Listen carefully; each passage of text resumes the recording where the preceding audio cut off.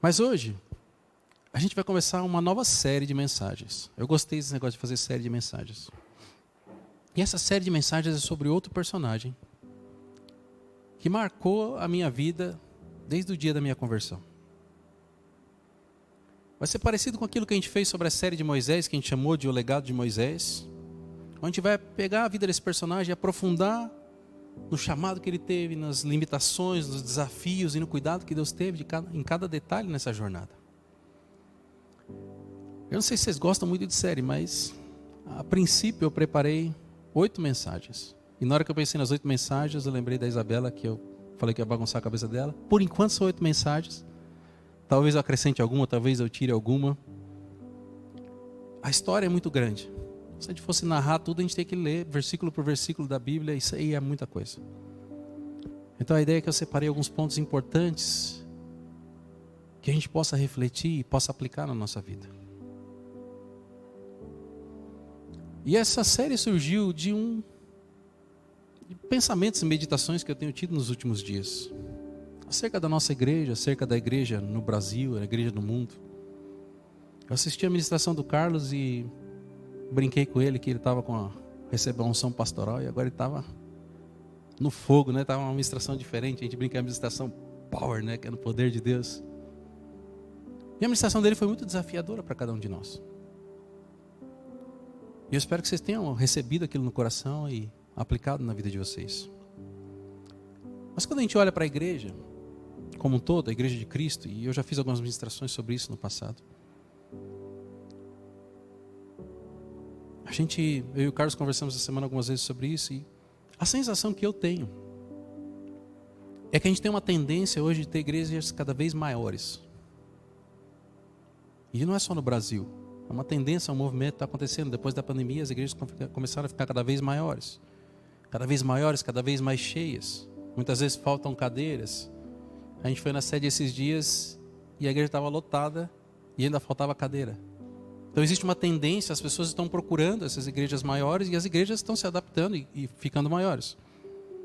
E eu confesso para vocês que eu não sei se isso é certo ou errado. Não cabe a mim julgar se a igreja grande é certo ou errado, mas existe uma realidade hoje que as igrejas estão cada vez maiores. O problema é que muitas vezes eu sinto um conflito com isso. Porque eu não consigo me ver pastoreando uma igreja gigante. Talvez não seja isso que Deus tem para mim, ou pelo menos eu não sinto que seja isso que Deus tem para mim. Não é o que queima no meu coração. Mas o que queima no meu coração é a missão que Jesus deixou para a gente. E essa missão que Jesus deixou para a gente não tem a ver com o tamanho da igreja, embora o tamanho da igreja possa ajudar, porque você está alcançando muitas pessoas. Não tem a ver com a quantidade de seguidores que você tem na rede social, embora isso também ajude. Mas a missão que Jesus deixou para nós é para que nós fôssemos e pregássemos o evangelho a toda criatura. E depois a gente ensinasse para essas pessoas tudo aquilo que nós aprendemos. Esse texto lá de Mateus é chamado de a grande comissão. E eu quase usei esse texto como base para a ministração de hoje, ou até para essa. Mas eu sei que vocês conhecem esse texto, eu já ministrei sobre isso. E aí foi aí onde eu achei o personagem na Bíblia que entendeu o que era essa missão. E ele decidiu viver exatamente isso. E eu sei que assim como vocês, muitas vezes eu sou envolvido em tantas atividades. Atividades que são lícitas, atividades que são corretas. Muitas vezes as atividades da igreja tomam tanto tempo, tanto esforço da minha parte, que eu me entristeço pensando, poxa, eu estou fazendo pouco da missão que Jesus deixou. Porque a quantidade de coisas que a gente tem que fazer são muitas, então existe uma divisão sobre isso. E eu não sei como vocês se sentem a respeito disso. Mas talvez nessa série de mensagens a gente vai aprender com alguém que simplesmente não conseguia ser parado.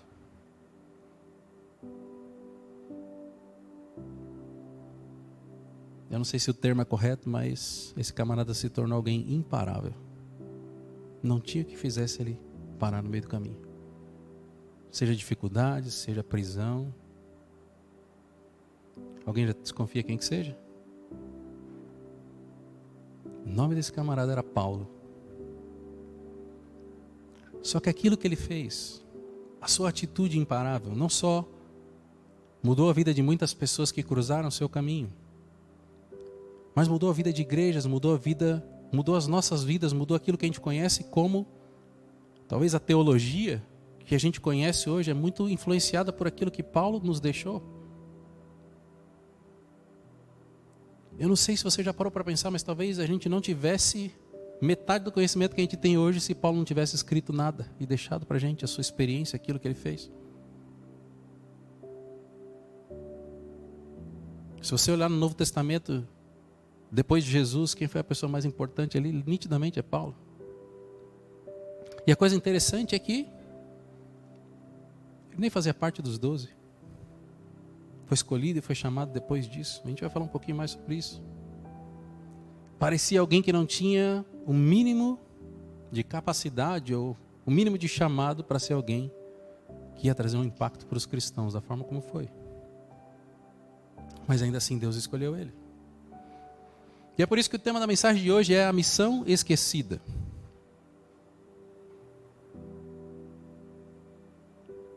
Enquanto eu preparava essa mensagem, aprofundava nisso que a gente ia falar, lendo os textos, aquilo que Paulo escreveu, eu me lembrei da Raquel, que morava em Rio Claro, que frequentou aqui desde o começo da igreja com a gente.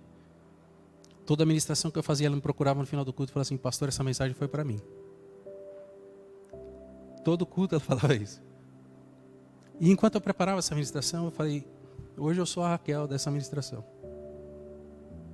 porque essa ministração foi para mim.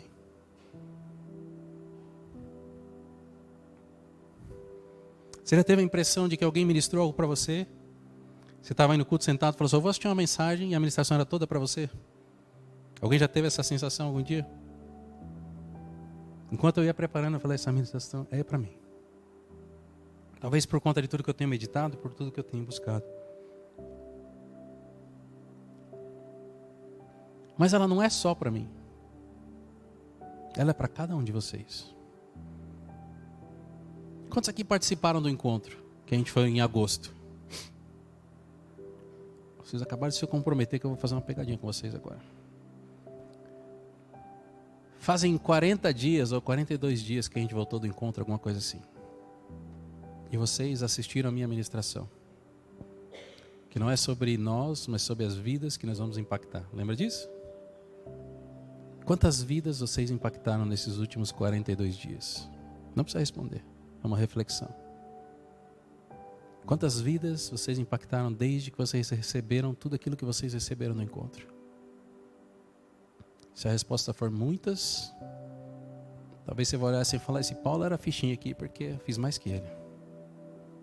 Mas normalmente a tendência é de que não são muitas. A tendência é que as coisas foram dominando o nosso tempo e as atividades foram sucumbindo todo o desejo que a gente tinha de fazer alguma coisa pelo próximo. E se você sente que isso aconteceu, essa mensagem é principalmente para você. Primeiro para mim e depois para você. Mas para aqueles que não participaram do encontro, e talvez não saibam que vocês perderam, essa mensagem também é para você. O texto que a gente vai ler hoje está em Atos capítulo 20. E eu vou ler para vocês 10 versículos, do 17 ao 27. Vocês querem achar? Vou abrir uma água aqui enquanto isso.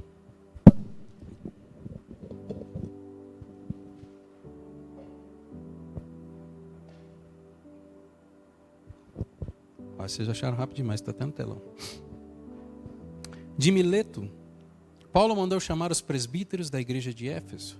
Quando chegaram, ele lhes disse: vocês sabem como vivi todo o tempo em que estive com vocês. Desde o primeiro dia em que cheguei à província da Ásia, servi ao Senhor com toda a humildade e com lágrimas, sendo severamente provado pelas conspirações dos judeus. Vocês sabem que não hesitei em pregar-lhes nada que fosse proveitoso, mas ensinei-lhes tudo publicamente e de casa em casa. Testifiquei tanto a judeus como a gregos que eles precisam converter-se a Deus com arrependimento e fé no nosso Senhor Jesus. Agora, compelido pelo Espírito, estou indo para Jerusalém, sem saber o que me acontecerá ali, Sei apenas que em todas as cidades o Espírito Santo me avisa que prisões e sofrimentos me esperam. Todavia não me importo, nem considero a minha vida de valor algum para mim mesmo. Se tão somente pudesse terminar a corrida e completar o ministério que o Senhor Jesus me confiou, de testemunhar o Evangelho da graça de Deus. Agora sei que nenhum de vocês, entre os quais passei pregando o reino, verá novamente o meu rosto. Portanto, eu lhes declaro hoje que estou inocente do sangue de todos, pois não deixei de proclamar-lhes toda a verdade de Deus. Paulo estava viajando fazendo aquela cruzada que ele fazia, as viagens, e ele chega na cidade de Mileto. E ele chama os responsáveis pela igreja de Éfeso, ele chama de presbíteros, que seriam o equivalente aos pastores, diáconos, as pessoas que trabalham na igreja, que servem na igreja. E ele registra ali, com aquelas pessoas, o último encontro de discipulado com os líderes daquela igreja. A mensagem de Paulo tem um tom de despedida, porque ele diz para eles que era a última vez que eles veriam o rosto de Paulo. Ele sabia que ele não ia voltar mais para aquele lugar. Mas ao mesmo tempo, Paulo estava fazendo uma transferência da responsabilidade que ele tinha com a missão que ele tinha recebido para aqueles líderes e para aquela igreja que havia sido plantada em Éfeso. E no meio dessas palavras que Paulo declara ou entrega para aqueles seus discípulos, para aquelas pessoas que estavam aprendendo com ele, existem 3 versículos que me parecem transpor um sentimento e um toque pessoal de Paulo na mensagem que ele estava entregando para esses discípulos. E eu vou ler de novo com vocês os versículos 22 e 24, que é o que a gente vai focar hoje. E agora, compelido pelo Espírito, estou indo para Jerusalém, sem saber em que me acontecerá ali. Sei apenas que em todas as cidades o Espírito Santo me avisa de prisões e sofrimentos me esperam. Todavia não me importo, nem considero a minha vida de valor algum para mim mesmo. Se tão somente puder terminar a corrida e completar o ministério que o Senhor Jesus me confiou, de testemunhar do Evangelho da graça de Deus. Esses 3 versículos é Paulo falando sobre como ele lida com as coisas no dia a dia, como ele está se sentindo, como ele vai agir, ou como ele quer que os seus discípulos façam isso. Talvez você se lembre que Paulo disse: sejam meus imitadores, como eu também sou de Cristo. Ele está dizendo para os seus discípulos detalhes e nuances de como ele lida com isso, com o seu chamado, com a sua missão.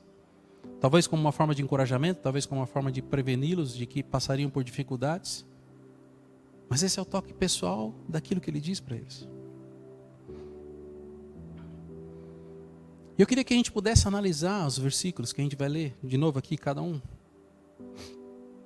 Como se você estivesse na situação de Paulo. Quando a gente lê o versículo, eu queria que você se imaginasse na situação de Paulo, dizendo isso para aquelas pessoas, imaginando como é que seria se você estivesse lá no lugar dele. Porque muitas das vezes, no seu dia a dia, você está na mesma situação de Paulo. E talvez você não saiba como agir. Talvez você não saiba como se posicionar. Talvez você não saiba e nem haja da forma correta. Mas quando a gente tem uma referência de alguém que passou por algo, que sentiu o que nós sentimos e agiu de uma forma que a gente sabe que deu certo lá na frente, que sabe que agradou o coração de Deus, talvez a gente possa se espelhar nessa pessoa e fazer a mesma coisa.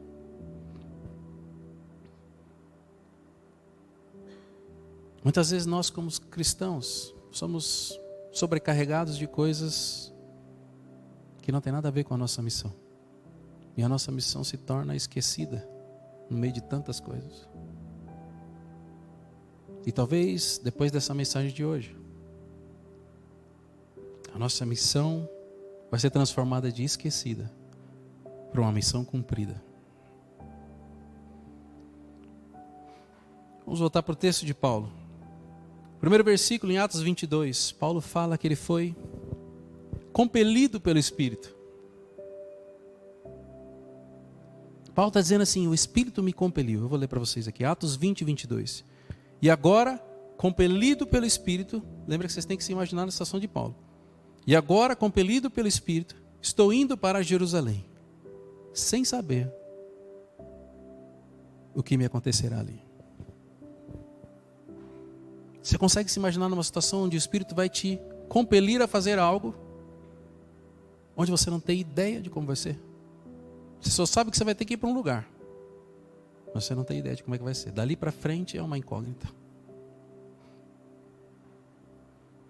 Quando Paulo diz que o Espírito compeliu, não quer dizer que ele falou assim, olha, eu te dou a opção de escolher A ou B. Mas ele também não deu uma ordem, falou assim, vá para Jerusalém porque eu estou mandando. Esse é um nível de intimidade onde ele sentiu que o Espírito estava dizendo para ele, você precisa ir para Jerusalém. E ao mesmo tempo ele sabia, eu preciso obedecer, porque o Espírito está me dizendo que eu tenho que ir para Jerusalém. E se o Espírito está me dizendo para ir para Jerusalém, não tem outro lugar que eu possa estar, que vai ser melhor do que Jerusalém. Ainda que eu não faça ideia do que vai me acontecer. Talvez se a gente comparar a convicção de Paulo com a convicção dos cristãos de hoje em dia, a gente encontra um contraste muito grande. Eu arriscaria dizer que muitos dos cristãos de hoje em dia sequer buscam o direcionamento do Espírito Santo para o próximo passo. Então eles não conseguiriam ser compelidos pelo Espírito porque eles nem buscaram o direcionamento do Espírito. E muitas vezes aqueles que recebem o direcionamento do Espírito, seja porque buscaram, ou porque o Espírito Santo fala assim, já que esse cara não vai me buscar, eu vou ter que fazer o trabalho dele e vou cruzar essa ponte e fazer o meu e o trabalho dele.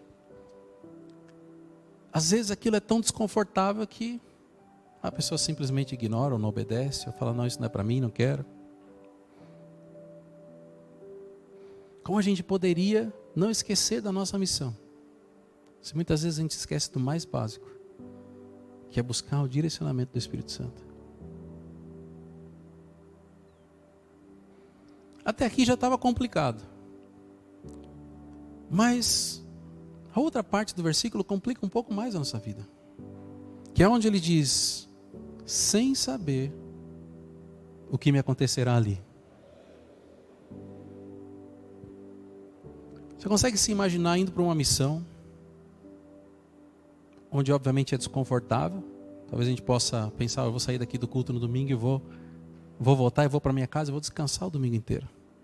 Mas aí o Espírito Santo fala assim, não, hoje não tenho descanso para você, hoje eu quero que você vá, sei lá, para outra cidade, vai lá para Piracicaba na praça que você vai falar com alguém. A gente ouve pouco, sabe, falar essas coisas. Poxa, o Espírito Santo me mandou ir para outro lugar porque alguém precisava.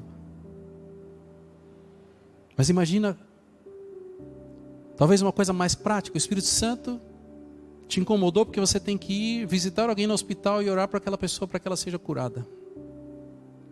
Talvez uma coisa mais prática que a gente possa transformar em algo polêmico. Como é que fica a sua mente diante de uma coisa dessa? Talvez você já tenha orado por pessoas e ela foi curada e seja mais fácil. Talvez você nunca tenha orado por alguém e seja muito difícil. Se nesse cenário você nunca orou por ninguém, e eu sei porque eu já passei por isso, a mente começa a criar um monte de possibilidades.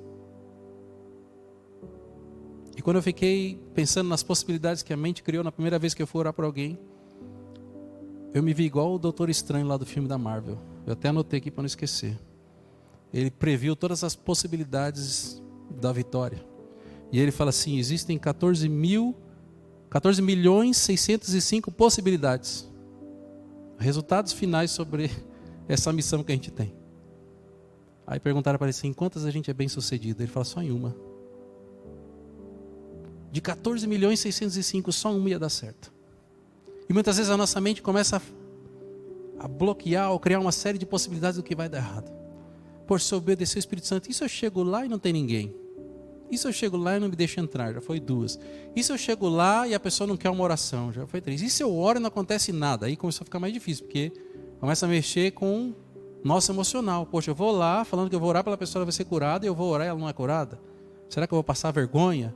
Aí começa a disparar uma série de sentimentos nas pessoas. Mas a verdade é que, normalmente, quando o Espírito Santo nos direciona para algo, a única possibilidade que o Doutor Estranho veria aí de dar certo era com o milagre de Jesus ali no meio. Porque quando o Espírito Santo direciona, não é para algo confortável, é algo que a gente vai fazer para o nosso crescimento, para abençoar as pessoas, mas nós vamos crescer com isso. E isso não é fácil, não é confortável. E a gente sabe que a única forma daquilo dar certo, e a gente achar aquela possibilidade onde a gente sai vitorioso, é por conta de um milagre de Jesus ali. Isso nos deixa desconfortáveis e os ansiosos desesperados. Se alguém tem ansiedade, já fica desesperado nisso. Mas quando a gente olha para esse exemplo de Paulo, a gente vê o oposto. A gente vê um camarada que não buscava, não depositava ali a sua confiança numa segurança possível. Ele não estava querendo ficar seguro, porque a segurança dele estava em Cristo.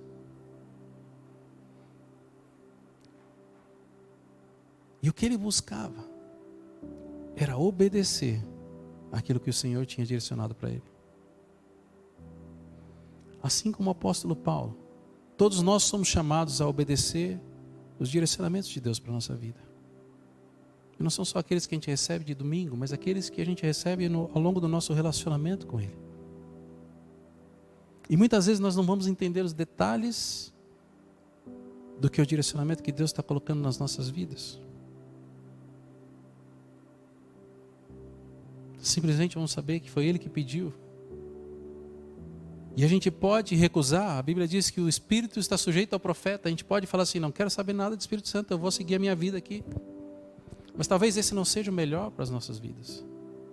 E com certeza, não é o caminho para que a nossa missão seja cumprida. Quando a gente ouve o Espírito Santo, a nossa missão fica mais clara.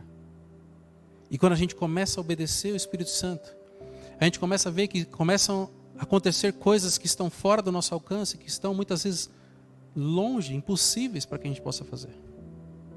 Mas a nossa caminhada tem que estar debaixo de um direcionamento.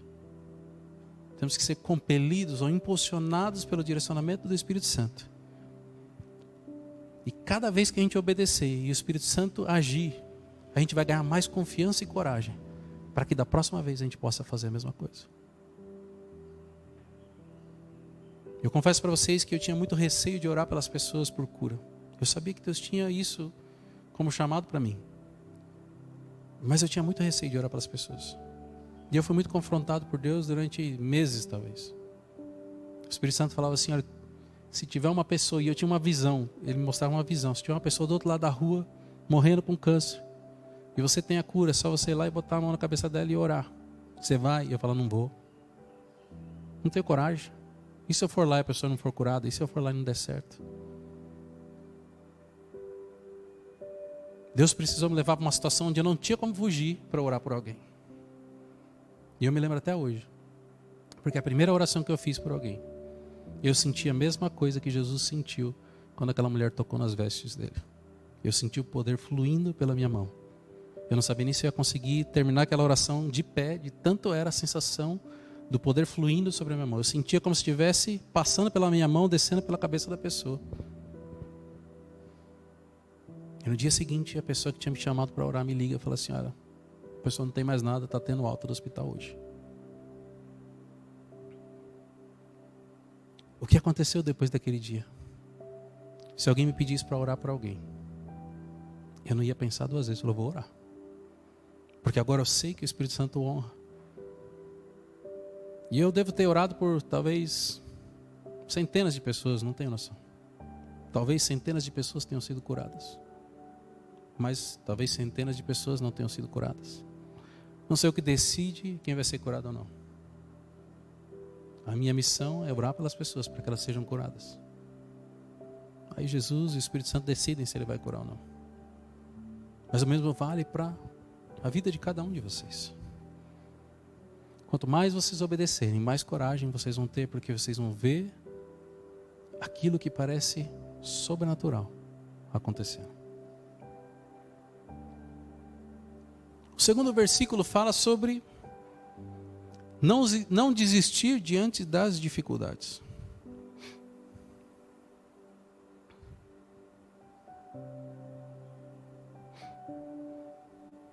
Em Atos 20, 23, que é o que a gente leu ali. Sei apenas que em todas as cidades o Espírito Santo me avisa que prisões e sofrimentos me esperam. Ai, ai, ai. Já estava difícil. O Espírito Santo compelindo a gente fazer uma coisa que a gente não estava querendo e agora a gente não sabe o que vai acontecer, está imprevisto o futuro e agora o Espírito Santo fala para ele o que vai acontecer no futuro, ou pelo menos uma parte do que vai acontecer no futuro. E as notícias não são boas. O Espírito Santo fala assim: Paulo, sabe o que te espera pela frente? Prisões e sofrimentos.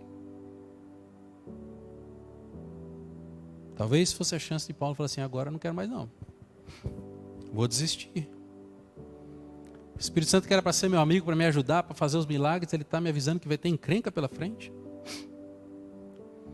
Se o doutor estranho falou que só tinha uma possibilidade de dar certo, agora eu ainda sei o que acontece se der errado. Na verdade eu sei o que acontece até dar certo.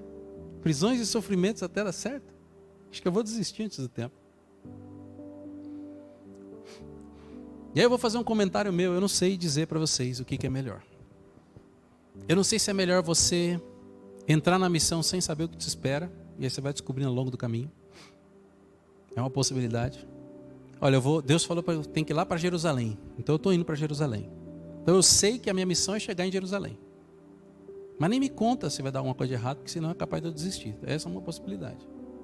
Aí você vai descobrindo ao longo do caminho, vai tropeçando, vai enfrentando as dificuldades, mas você está olhando, não, eu tenho que chegar em Jerusalém. E você vai descobrindo, você não tem ideia de quantos obstáculos você vai ter que romper para chegar no seu objetivo, naquilo que Deus te colocou. Essa é uma possibilidade. Outra possibilidade é o que Deus fez com Paulo.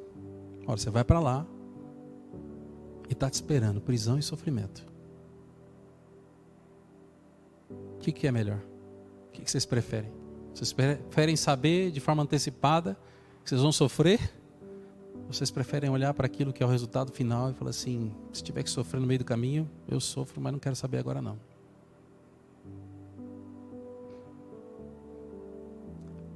Muitas vezes eu queria que Deus falasse para mim: Senhor, fala para mim, dá todo o trajeto, que eu quero saber tudo que vai acontecer até o destino. Só que eu entendi ao longo do tempo que eu não sou esse tipo de pessoa que vai funcionar assim. Talvez se Deus me contasse tudo o que acontece no trajeto, eu desistiria. Agora, Paulo é diferente. Paulo é um cara que era obstinado antes de se converter. Parece que ele já era imparável para fazer as coisas erradas e agora ele está imparável para fazer a coisa certa. E talvez Deus, por nos conhecer tão bem, trate a gente de uma forma individual. E eu vou fazer um contraste aqui. Deus falou para Paulo que ele ia sofrer, que ele ia ser preso, que tinha sofrimento, e ainda assim, ele continuou na missão. Nem hesitou. E uma contrapartida a isso é a história de José, onde Deus diz para ele que um dia os seus irmãos se curvariam diante dele. Só que Deus não conta para ele como é que ia ser. Deus não conta para ele o que esperava ele. Deus só diz para ele: um dia seus irmãos vão se curvar diante de você.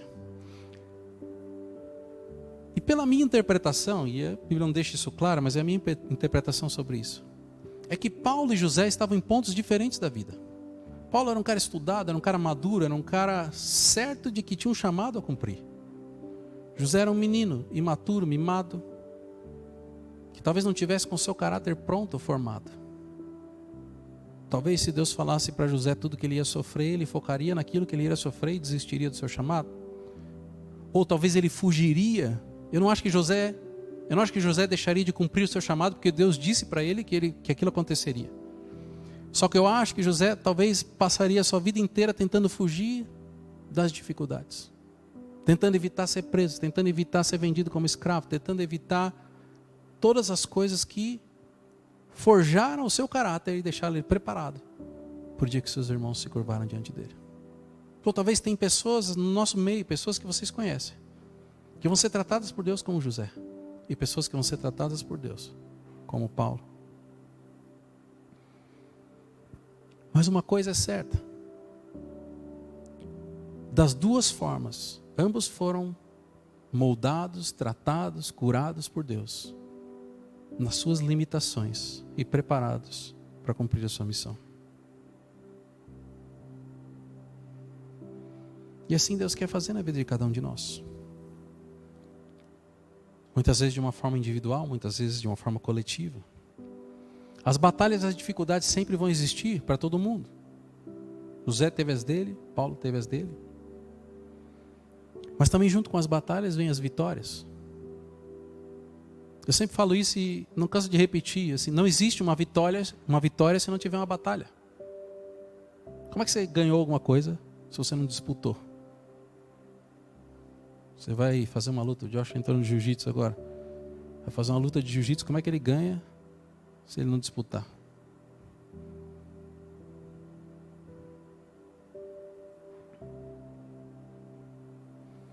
Às vezes, a gente só precisa confiar naquilo que o Senhor tem. E quando eu estava pensando nisso, eu acho que no meu caso, o Senhor me trata igual José. Ainda tenho muito que crescer e que aprender. Porque Ele não me conta todas as coisas.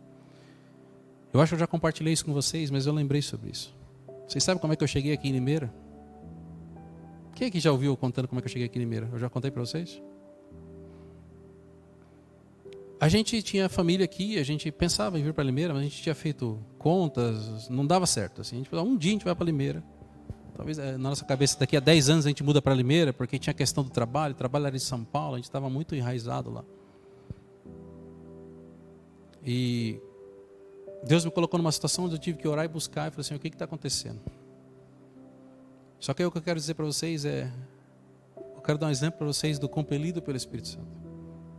Houve um dia nesse processo todo, em que eu acordei de madrugada com uma sensação terrível. E eu juro para vocês, a sensação que eu tinha de que alguém ia morrer. E eu não sabia quem seria. Se seria eu que ia morrer, se era alguém da minha família que estava lá, se era alguém que não... Alguém ia morrer. A sensação que eu tinha, tão terrível que era. Foi a primeira coisa que eu pensei.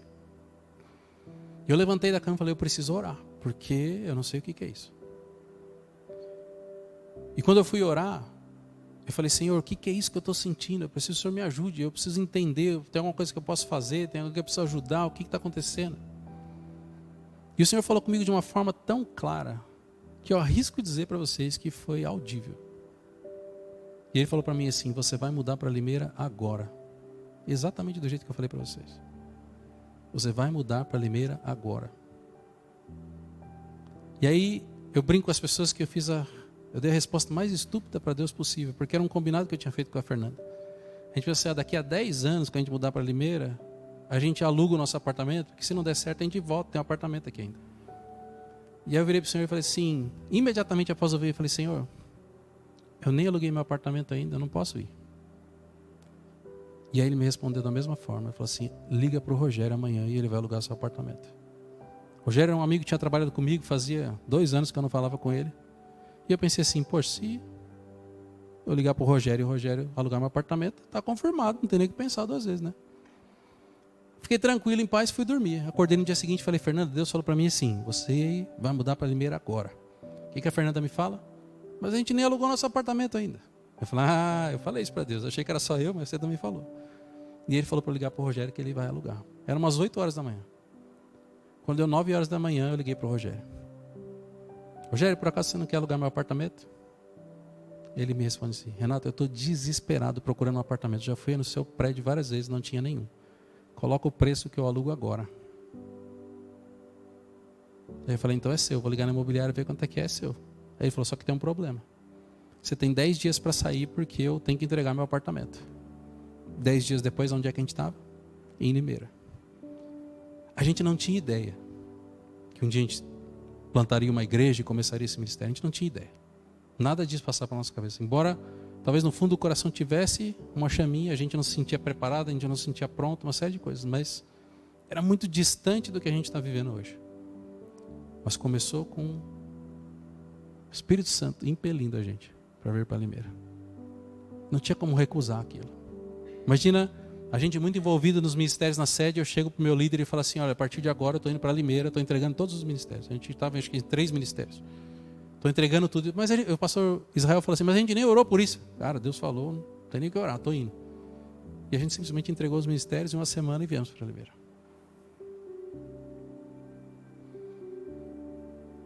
Tudo era muito incerto, a gente não tinha ideia.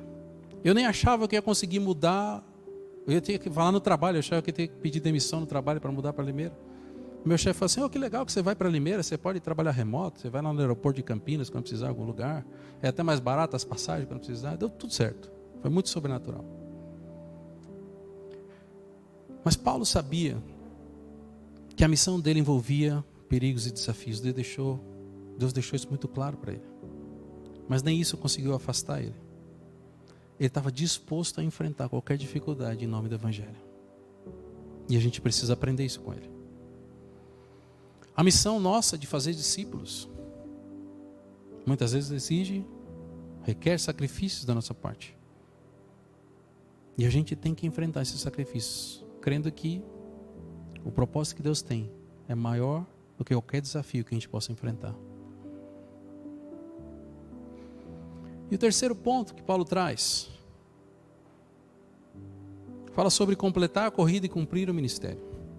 Em Atos 20, 24, diz, todavia, não me importo, nem considero a minha vida de valor algum para mim mesmo. Se tão somente puder terminar a corrida e completar o ministério que o Senhor Jesus me confiou. Quando você olha para a história de Paulo, você vê que ele era um camarada culto. Tinha aprendido os costumes dos judeus, aprendido os costumes dos romanos. Talvez aos olhos dos seres humanos que viviam ali com ele, ele era extremamente bem sucedido.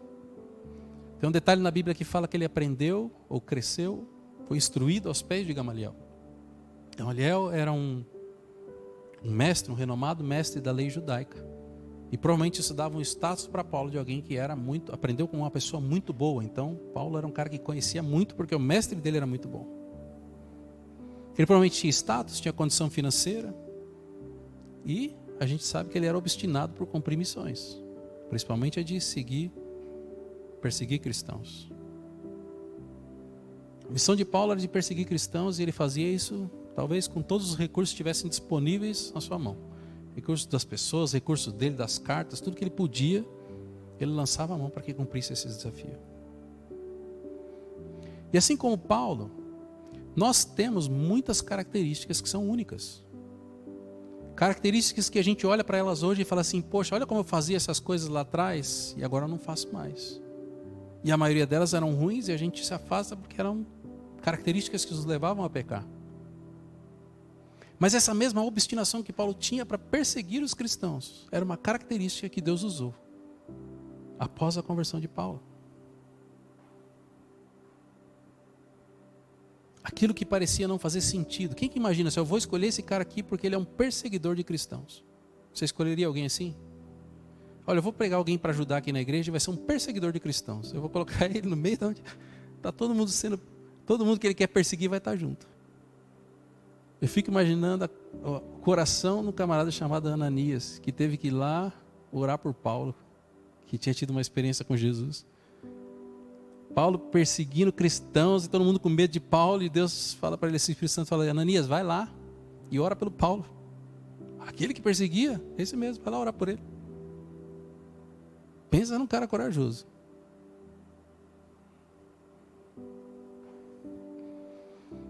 Antes de se converter, a missão de Paulo era: preciso perseguir e prender o maior número de cristãos que eu conseguir. Farei isso até os últimos dias da minha vida. Essa era a missão de Paulo. Mas depois de converter, depois da experiência que ele teve com Jesus e do entendimento que ele teve da missão que ele tinha, essa missão se transformou em: preciso transformar em cristãos o maior número de pessoas que eu conseguir. Farei isso até os últimos dias. E foi exatamente o que ele fez. Paulo tinha uma clareza sobre o propósito da vida dele, sobre a missão que ele tinha: testemunhar sobre Jesus. E ele não considerava mais a própria vida, como ele diz, ou o status que ele tinha, ou o conhecimento que ele tinha como algo importante, mas sim o cumprimento dessa missão.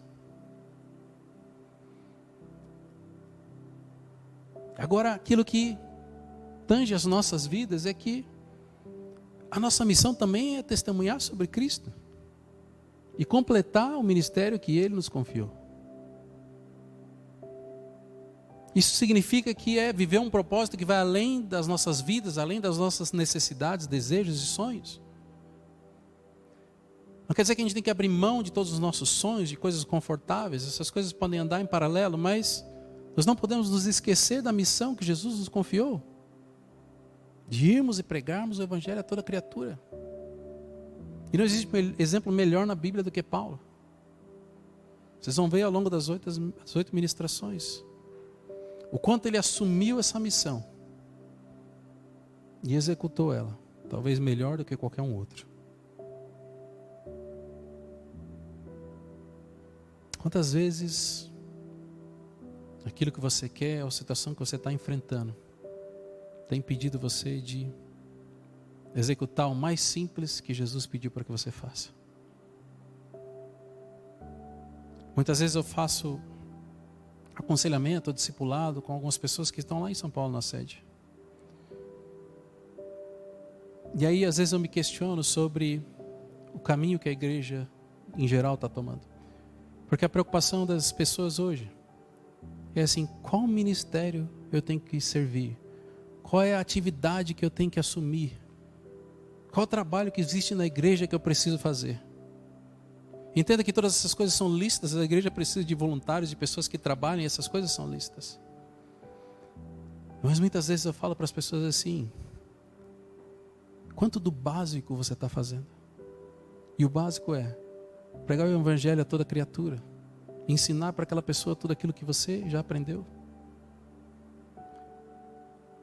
E aí elas percebem que elas estão tão imersas num movimento de atividades e atividades e atividades, que elas deixaram a missão principal de lado e estão cumprindo tarefas, ticando checklist de coisas que precisam ser feitas. Essa semana que passou eu conversei com uma pessoa e eu falei para ela assim: o que você não esquece é atividades.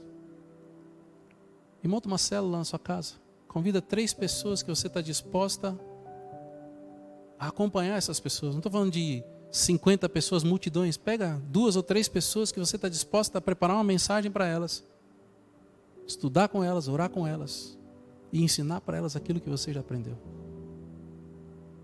Aí você vai estar cumprindo a missão que Jesus te deu, que não fala sobre atividades na igreja, um checklist de coisas para cumprir. Você pode fazer essas coisas também, mas não esqueça da missão que Jesus deixou para cada um de nós. Queria que vocês ficassem de pé para a gente encerrar.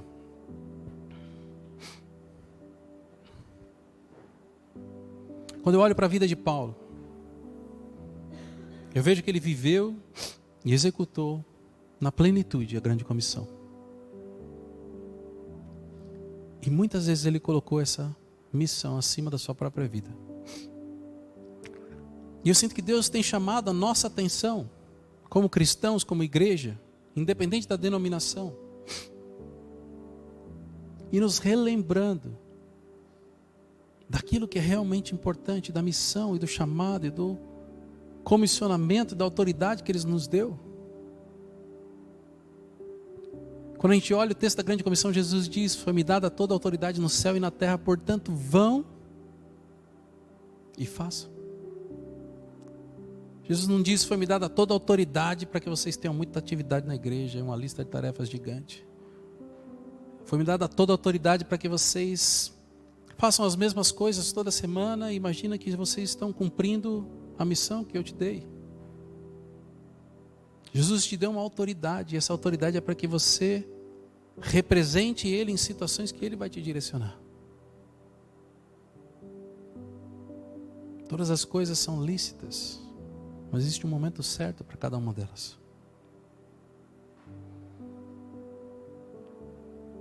O que eu mais queria que vocês olhassem, por exemplo, de Paulo, como alguém que inspirasse vocês a não desistir do chamado e do propósito que Deus colocou na vida de vocês. E em meio a todos os desafios que você possa estar enfrentando, em meio a multidão de responsabilidades que você possa ter, que a missão mais básica de um cristão, e para isso não precisa ser pastor, não precisa ter título na igreja, a missão mais básica de um cristão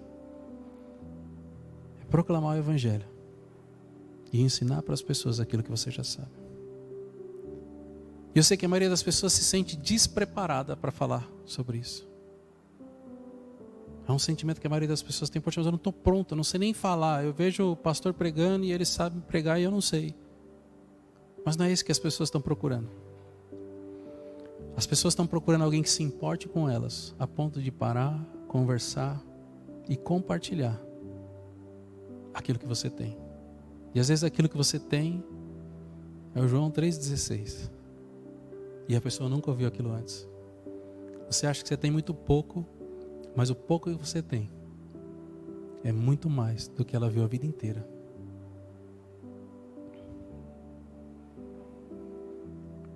A gente vê a descrição de Paulo de como é o final da sua carreira, da sua missão.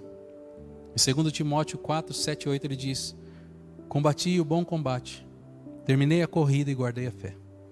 Agora me está reservada a coroa da justiça, que o Senhor, justo juiz, me dará naquele dia. E não somente a mim, mas a todos vocês que estão assistindo essa ministração, que amam a sua vinda. Eu vou orar por vocês para que essas palavras de Paulo não simplesmente entrem nos seus corações, mas que elas possam ecoar a cada dia. Existe uma missão que Jesus deixou para cada um de nós. Todos nós precisamos fazer isso. Não é uma responsabilidade do pastor Renato ou de todas as pessoas, mas o pastor Renato tem a mesma responsabilidade de vocês. Nessa missão, proclamar o Evangelho e ensinar a eles tudo aquilo que vocês sabem. Eu acho que eu conheço a maioria de vocês aqui. E eu tenho certeza que tem pessoas aí que precisam daquilo que você considera pouco que você tem. E ainda que vocês não tenham o suficiente, o Espírito Santo pode acrescentar. Eu lembrei agora que quando eu sempre falo que o pouco que vocês têm é muito. Eu me lembro que a gente tinha acabado de casar e a gente estava numa célula em casa. A célula tinha, sei lá, umas 10 pessoas. Acabou a célula, foi todo mundo embora, só ficou um casal. Aí o casal começou a se pegar na célula e se pegar não fisicamente, mas começaram a discutir entre si. E eles falaram, começaram a brigar porque estavam com um problema no casamento. E eu olhei para os dois brigando e falei assim: Senhor, o que eu faço agora? Eu tenho 3 meses de casado, eles têm 12 anos de casado. O que eu faço agora, Senhor? Não sei nem o que dizer para eles. Talvez eles deveriam dizer para a gente como é que é casamento, e eu não sei. E naquele momento eu falei: eu posso orar por vocês? E eu fiz uma oração simples. Eu lembro que eu orava aquilo que estava no meu coração, mas por dentro eu estava falando: Senhor, me ajuda, Senhor, me ajuda, Senhor, me ajuda, que eu não sei o que fazer. E eu fiz uma oração simples para aquele casal. E na hora que eu terminei a oração, um olhou para o outro e falou assim: eu te amo, eu também te amo. Cessou aquela discussão, cessou toda a contenda. E aquele aquele problema foi restaurado.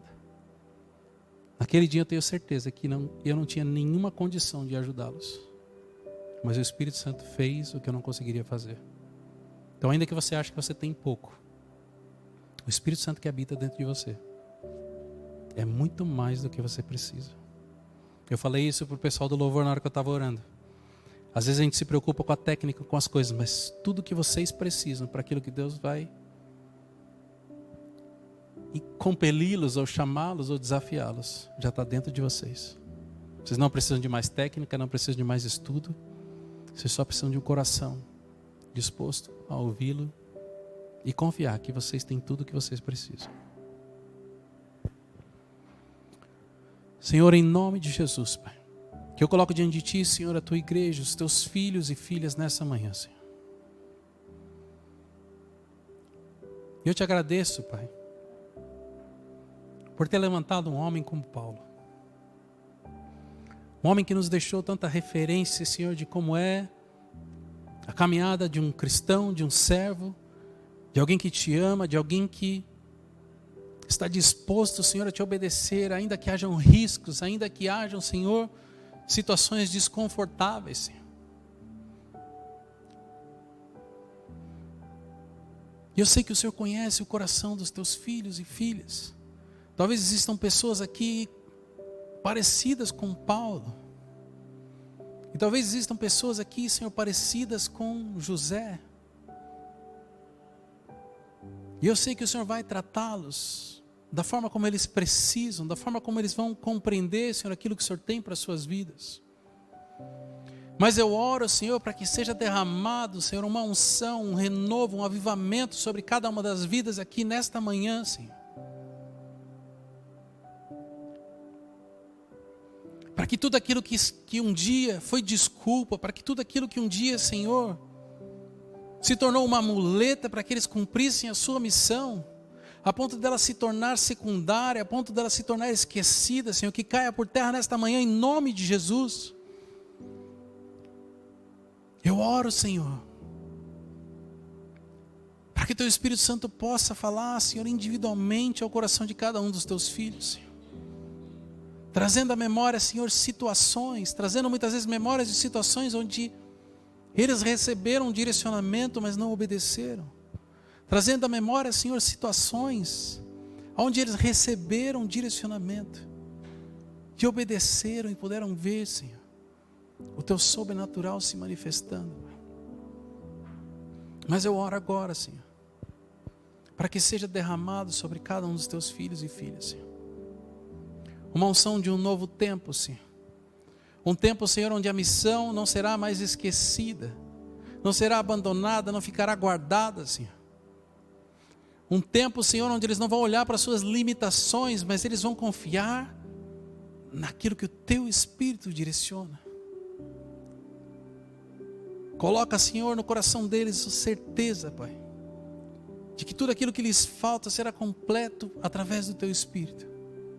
Que nas situações onde eles se sentirem desconfortáveis, que o Teu Espírito possa confortá-los. Que nas situações onde pareça impossível, que o Teu Espírito Santo possa realizar o impossível. Derrama, Senhor, sobre a nossa igreja, sobre cada uma das vidas aqui, das pessoas que estão assistindo, Senhor. Um avivamento, Senhor, onde as pessoas não consigam se conter, onde o medo do que as pessoas vão pensar, Senhor, se torne tão pequeno que elas precisem falar de Jesus como Paulo fazia. Que elas entendam que talvez essa seja a missão mais importante das suas vidas. Que elas entendam que as pessoas que o Senhor colocar, Senhor, ao seu caminho, ao redor das suas vidas, são oportunidades para que as pessoas possam ouvir desse testemunho, das coisas que o Senhor fez nas suas vidas, das coisas que o Senhor está fazendo, nos planos que o Senhor colocou na vida de cada uma delas, Senhor. Eu declaro caindo por terra, Senhor, toda a timidez, Senhor, todo medo, toda a insegurança, Senhor. Tua palavra diz que o Senhor não nos deu o espírito de covardia, mas de ousadia e de intrepidez, Senhor. Derrama, Senhor, dessa ousadia e dessa intrepidez sobre cada um dos Teus filhos e filhas, para que eles possam, Senhor, não só cumprir a Tua obra, mas que ela seja leve, que ela seja, Senhor, algo que vai transpor barreiras, Senhor, que vai superar limites. E grava, Senhor, nos seus corações e na sua memória, que eles já têm tudo o que eles precisam. Eles não precisam de mais um curso, eles não precisam de mais um professor, eles não precisam de mais um mentor. Eles só precisam de Ti, Senhor.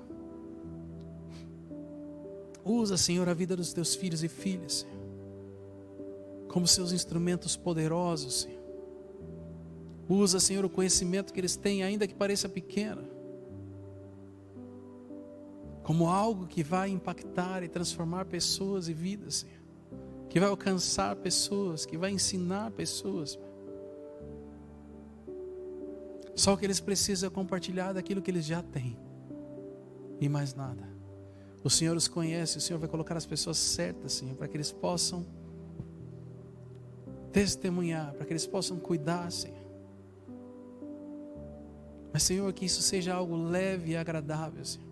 A despeito, Senhor, das batalhas, a despeito dos desafios, que eles possam, Senhor, se sentir completos e contentes pelo cumprimento do Teu chamado, Senhor, e da missão que o Senhor colocou diante de cada um deles, em nome de Jesus, Pai. Em nome de Jesus. Eu ia encerrar, mas eu senti no meu coração que talvez existam pessoas aqui que precisam de uma oração específica. Eu queria que, se você tem receio de falar de Jesus para as pessoas, de compartilhar das coisas que Jesus fez na sua vida. Se você sente que você tem uma barreira com isso, eu queria que você viesse aqui na frente e eu vou orar por você. Eu falo que o primeiro é sempre mais corajoso. Se você sente que você tem uma barreira com isso, essa é a hora de romper com isso. Glória a Deus. Achamos o cara mais corajoso da igreja agora. Já rompeu a barreira só de sair do lugar. Alguém mais quer aproveitar a coragem dele? Ainda dá tempo, hein?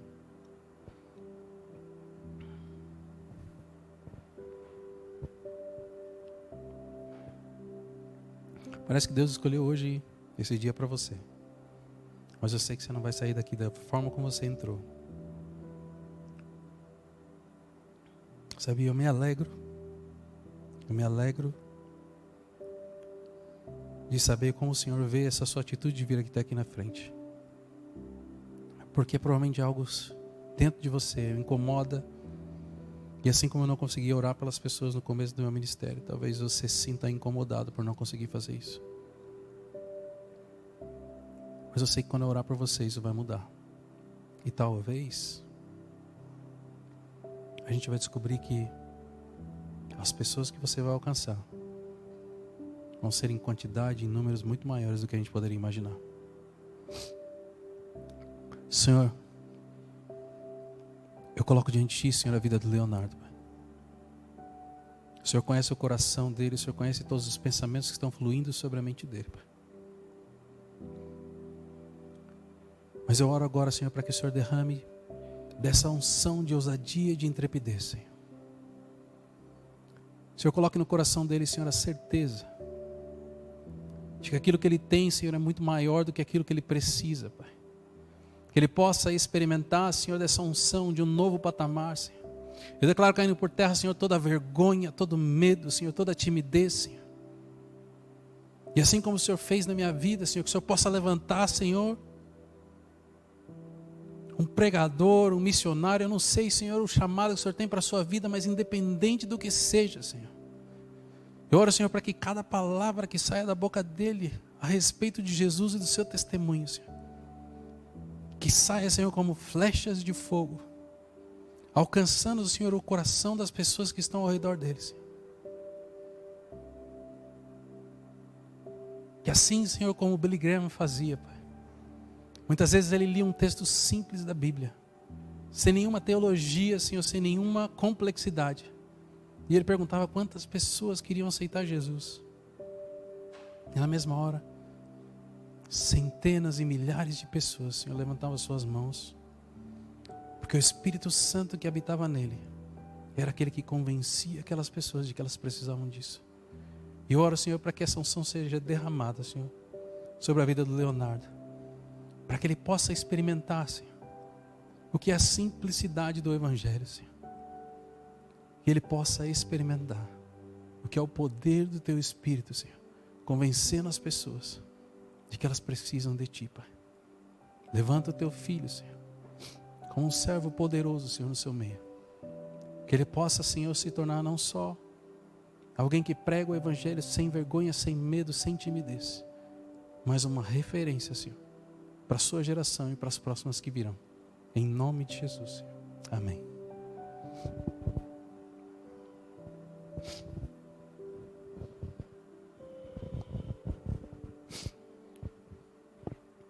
Senhor, eu coloco diante de Ti, Senhor, cada uma das vidas que estão aqui nessa manhã, Senhor. Eu oro, Senhor, para que os Senhores levem segurança para suas casas. Que eles tenham, Senhor, um resto de domingo abençoado, Senhor, sentindo a Tua presença, o Teu toque, Pai. E eu oro, Senhor, para que o Senhor levante, Senhor, novos Paulos, novos pregadores, novas pessoas aqui, Senhor, que entenderam a sua missão e vão cumpri-la, Senhor, a todo custo. Eu oro, Senhor, para que essa semana não seja como qualquer outra, mas que pessoas os procurem e que eles estejam prontos, Senhor, para levá-las a Ti, Senhor. Em nome de Jesus, Senhor, em nome de Jesus. Que Deus abençoe e que vocês tenham uma excelente semana. Fiquem com Deus.